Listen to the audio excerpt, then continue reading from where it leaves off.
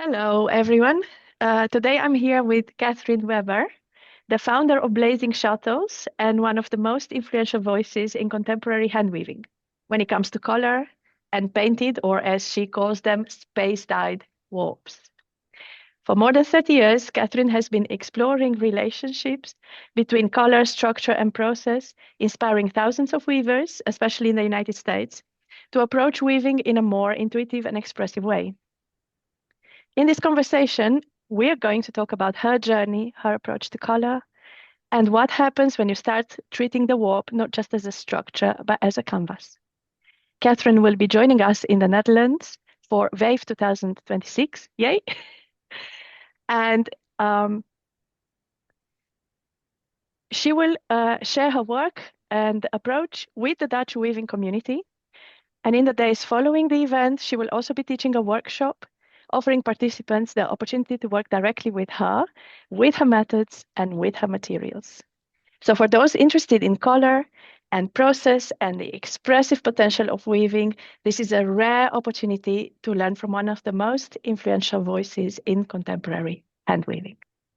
Kathrin, I am very, very happy to have this opportunity to speak with you in advance. Welcome. And I'd like to ask you, could you tell us a little bit about how you first came to weaving and how your work with painted or space-dyed warps developed from there? How was it born?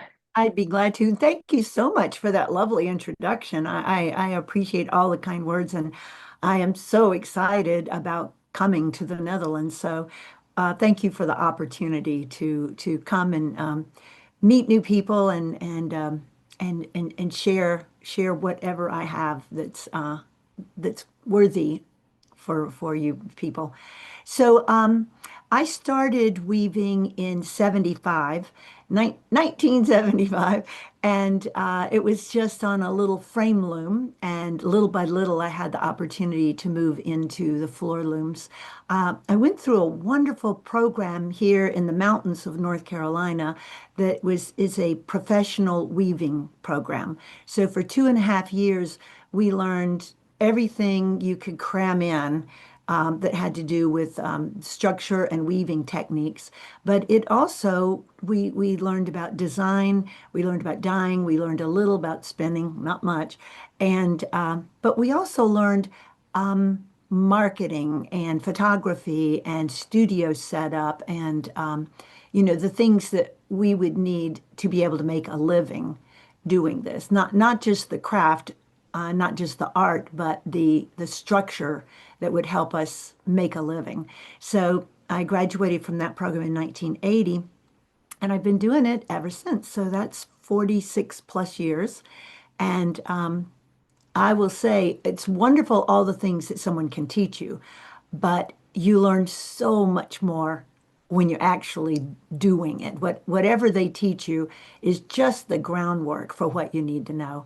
So so yeah, so Yeah. I've been weaving since. I've been weaving my own, dyeing for my own, weaving my own, and then when I started teaching, things really expanded into a much bigger community. I think teaching helps you understand it deeper as well, because when you have to Absolutely. explain it, I you need know to you understand know it a lot better. Yeah. that. Yeah. And was there a particular moment when you realized that color, especially in the warp, was going to be central to your work? I will say I knew from the first minute. And when I was teaching in the when I was in school in the late 70s here, the earth tones were the big rage. Like everything was olive or, tan or, everything was very earthy. And I was dyeing bright colors from the very beginning. And I know my instructor, Catherine Ellis, who's fabulous and she's an incredible technician and weaver and designer.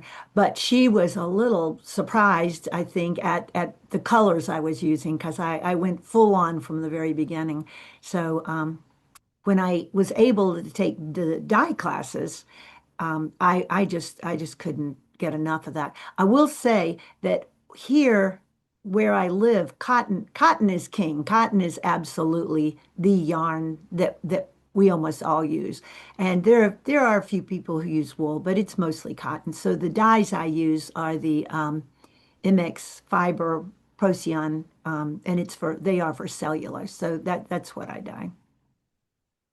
So, if I understand correctly, you took a dyeing class and you dyed your very first warp, and you just was hooked from That that was point it. on. Huh? That Yeah. was it. And the thing about dyeing warps is that as you're weaving, every inch is different from the last inch. So you can, whatever structure you have, of course, that's interesting and that's something that progresses. But with the dyed warps, I could weave long, long, long warps and not get as bored because since I was a production weaver, I sort of had to entertain myself as I was weaving. And since every time I advanced the warp, I had something new to look at and get excited about. And the best part of the warp always is what's coming over the back beam because it's the surprise. It's the thing that you're working to get to. So the dyed warps are just to me fabulous. I love that the changing colors. Have you tried? Are you able to uh, weave with a plain warp now? Or No, yes, I have, but it's terrible. It's very hard for yeah. me. Literally, for 46 years, I've dyed almost every warp. But every now and then, when I first started, I was doing a lot of placemats and runners and linens. So I did weave quite a few white or natural colored cotton napkins. And I got to tell you, it was very hard for me to just sit there and throw the shuttle, over and over and over on a warp that I didn't find very interesting. But when you're making a living, you don't always have the choice of exactly what you're going to do. So, at least in terms of the napkins, I just had to, take one for the team and do what I had to do. But you're talking about plain or white towels. But Hmm. you can also make very colorful towels, of course, without the painted warps. Oh, but I Although would never do that. I the would warp never do stays that. the same, it's No, just not your yeah, thing. solid colors, I'm just like not interested because I can dye my own. The only pre-dyed yarn I ever use is black. And I use that as a complementary piece to the bright colors. Or they don't have to be bright colors. They could be pastel, they could be earth tones, they could be bright. But it's the changing that I love. And sometimes black sort of stabilize. It gives everything a base to work from. So I do use black yarn and I do never try to dye it because dyeing black cotton is very difficult. You almost always end up with charcoal. Yes, which is not quite. No, it's not. It doesn't Yes, have that pizzazz that black yeah. has. And black brings up all the colors. So what you're mentioning earlier, that they don't have to be bright colors. You can work with pastels. Pastels with black also can form very vivid I, patterns and I combinations. use black as a major part of my design process. And I mix black in with the other colors. Sometimes I'll have stripes of black, sometimes I'll mix it alternating to give me the possibility for blocks.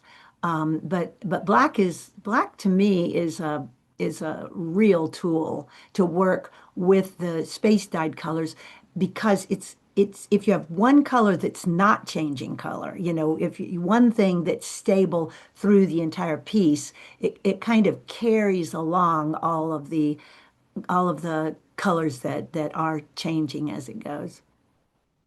So you'd say that black, every weaver should have enough black in their stash.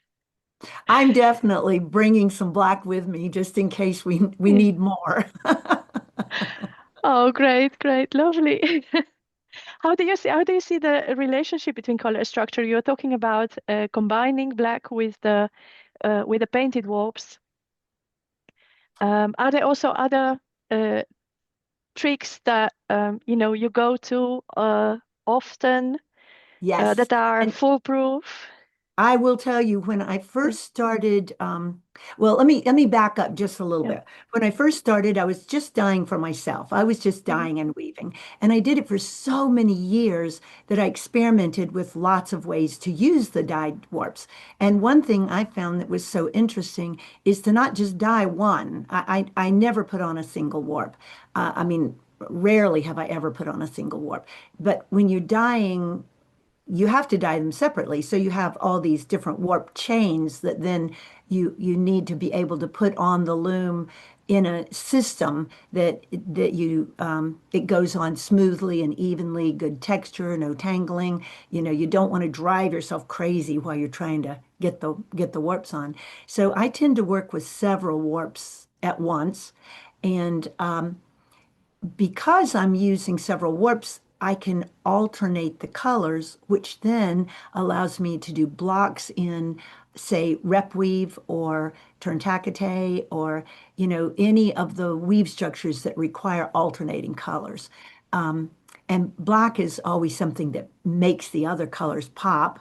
So that's a nice thing. But sometimes I will take, say I have a warp that's, oh, I don't know, purple, rust, and blue. And Mhm. then I have another warp that's green and peach and, you know, pink. And I put them together, alternating on top of each other.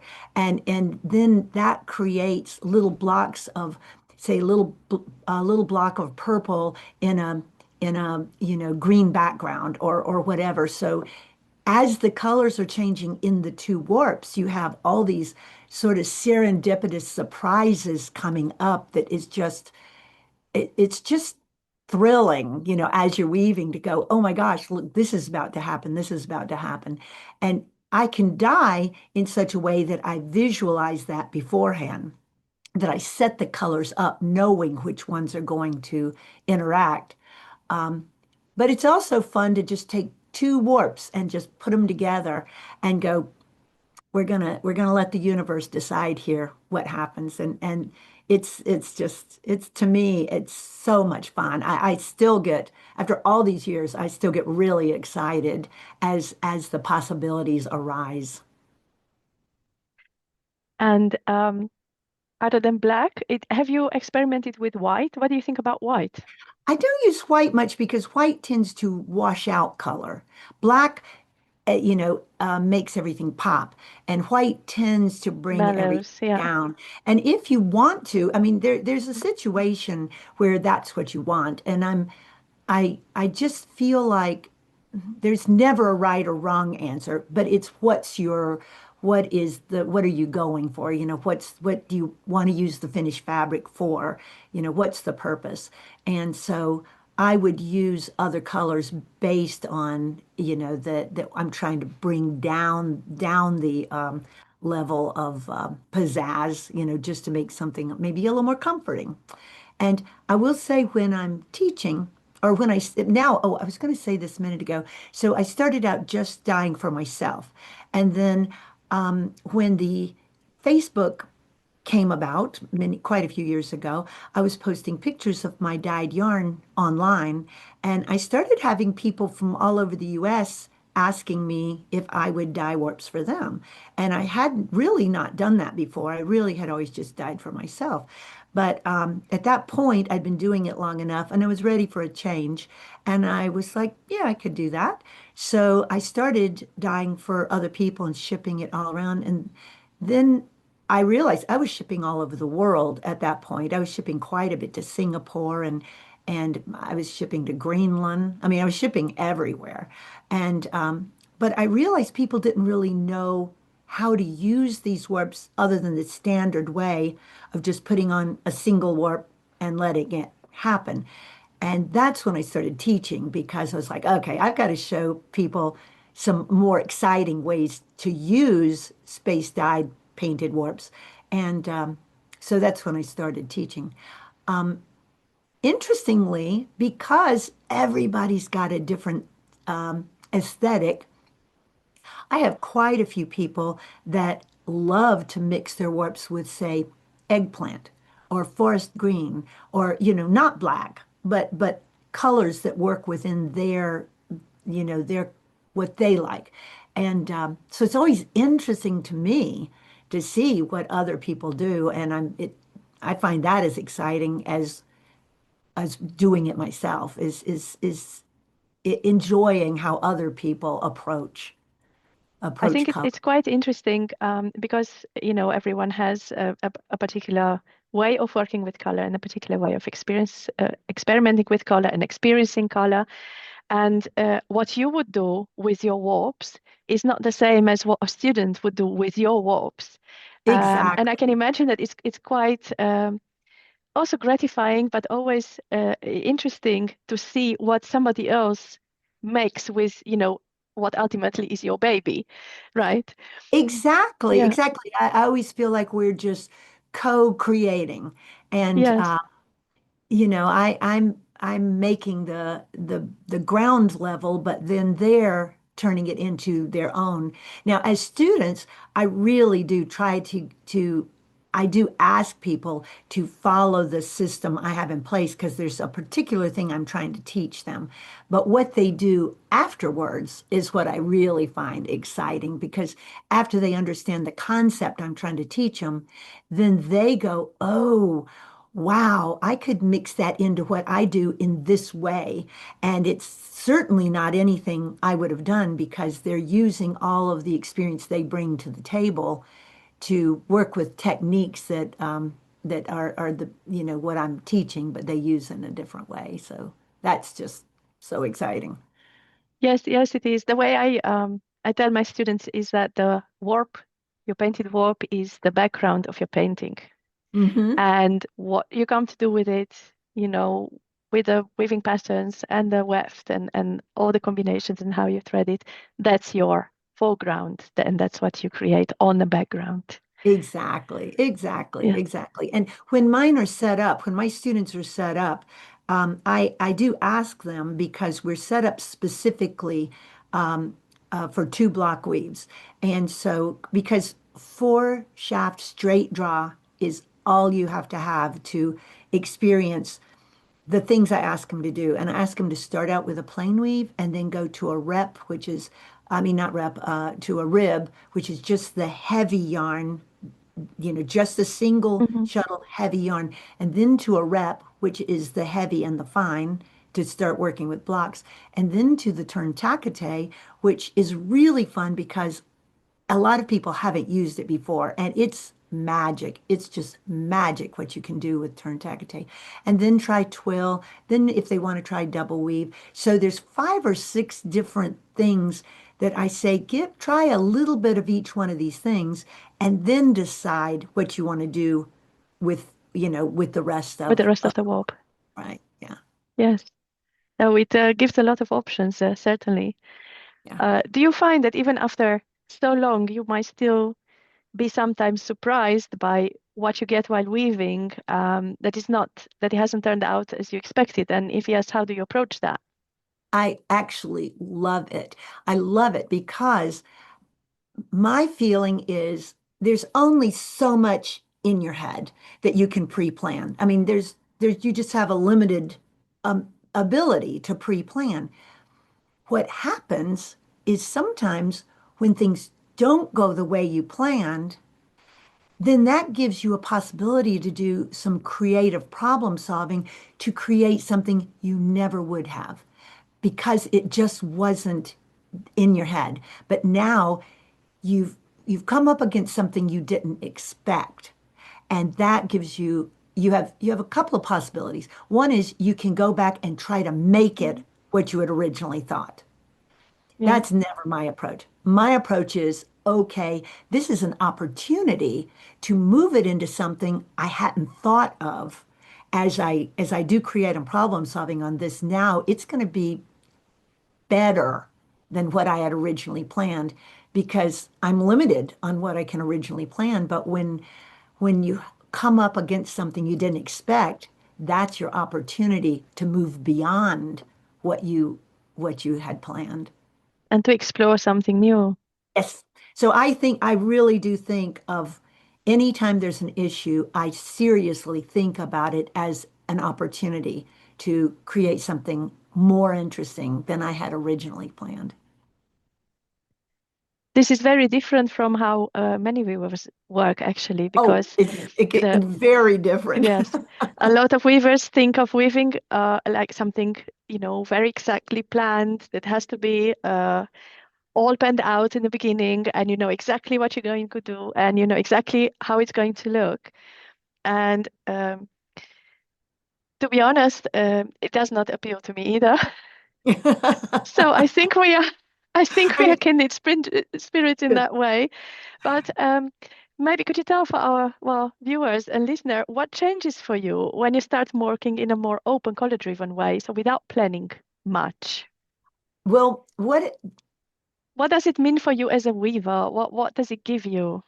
I will tell you, it is what has allowed me to weave as long and as much as I did, because instead of being focused on just the product, like I've got it all planned, I know what it is, and now I just have to create it. Now, when I sit down, my goal is just to create this totally pre-planned item.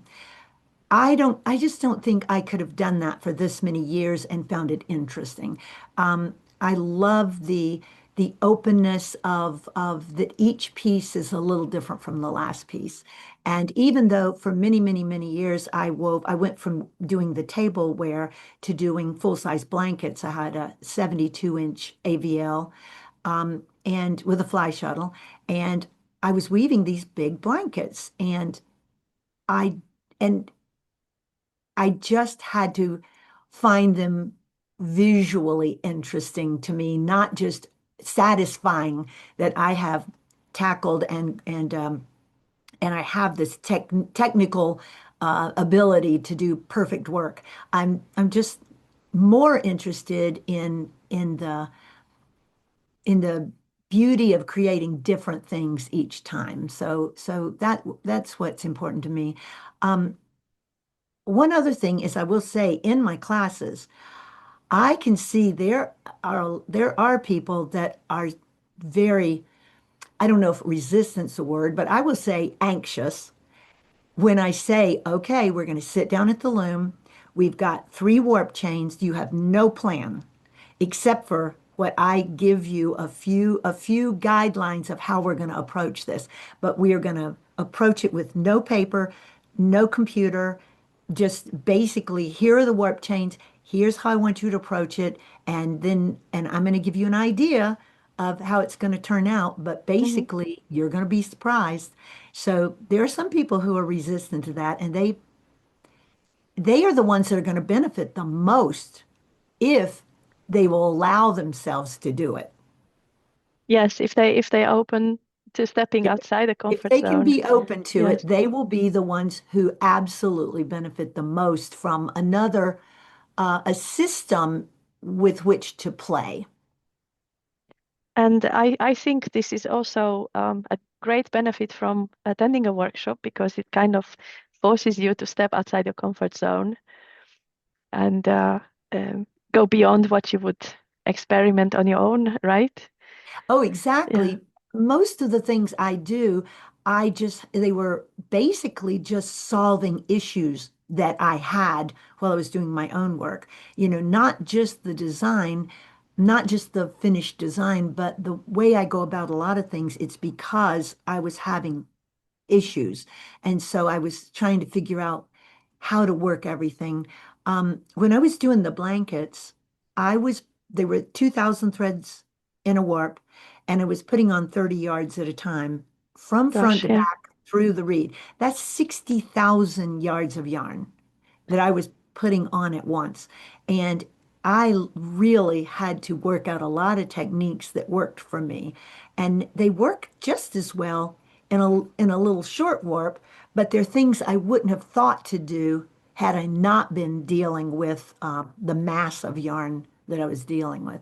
So I just sort of invented or at least developed some techniques that Hmm. work for me but also work just as well on a small scale. So this is, I guess, nice. It's also sharing with your students in the workshops Oh because yeah, not everybody is putting on, no, 30,000 no, meters of warp at a time. no. And we've talked that Yeah, we're going to do yeah, some, what we can actually get done in a couple of days, and realistically, without people getting too, concerned about overwhelmed. Yeah, time. We want to be able to yes, get it on and get it off. So we're going to be doing some, the same ideas, but in a smaller way. But they could be expanded to anything that somebody wants to do later. lovely. Is there something you're coming for the first time to the Netherlands now to teach? You've been in the Netherlands before, but just as a visitor. Is there, what do you think about it? How does it feel for you? Is there something you are curious in particular or looking forward to in respect to the Dutch weaver and the Dutch weavers community? And is there something that you'd like to share with the people watching this interview before Well, they come to yes. meet you in person in September? I am. I really am just really looking forward to seeing how things are done. Even the United States is huge. I mean, it's really big. And I've taught all over the United States, and actually pockets of weavers all over the US have totally different approaches and different attitudes. So I've experienced a lot of that, of not just weaving within my community, but in a broader sense. But to bring it to to the Netherlands, for me to be able to experience your weaving sensibility and bring mine and see how the two, I won't say collide, I'll say weave together. I'm really looking forward to that. I am really looking forward to it. And I was supposed to teach for a couple of weeks in Singapore right as the COVID hit and everything shut down. So that opportunity did not go through. And so here I am again, just giving it another try. But this time the weather's going to be great, and the health is going to be good, and I'm looking forward to it. Thank you so much, Kathrin, for sharing your work and your way of thinking with us. So it's really inspiring to hear how you approach, weaving. It's almost a lifestyle, the way I hear it, and it's an ongoing exploration. I think it's quite remarkable that you are still so incredibly enthusiastic about weaving as you were, 40 plus years ago, and the way that you managed to stay this way would be an example, to all of us. It's not just a hobby. How do you approach it so it's not just a hobby that fades away after 2 years because you're into something new and you want, something exciting, and that's no longer exciting. So it's really And inspiring to see that. well, I love that, and you're right. And actually, it's fine if you want to do weaving for a few years and then you want to do pottery. That's good too. But the wonderful thing that's been just, oh, it just does my heart good, is to run into people who have been weaving for a long time and say, well, I was sort of getting to the end of that, but then I started, playing with the dyed warps and your techniques, and it's like a whole new New world. Yeah. life, and I'm so excited, and nothing nothing could make me happier than that. So anyway, if I've got a little of that, that'll be good. And I want to say you have just been delightful to work with. So I am sure that I'm going to enjoy the rest of my experience too. Thank you. That's lovely to hear. I'm also very much looking forward to having you in my atelier and giving the workshops and working with you until then. I'm looking forward to welcome you in the Netherlands in September. And fingers crossed, there's no more COVID All going to be good. coming It's all going to around. be good. And I Yes. hope I meet, lots of people and get a chance to just be part of the community for a little while. Well, definitely, definitely. Thank you again, Catherine. And I think we will stop here and uh, we'll take it from here the next time. Okay. All right. Thanks. Goodbye. Goodbye.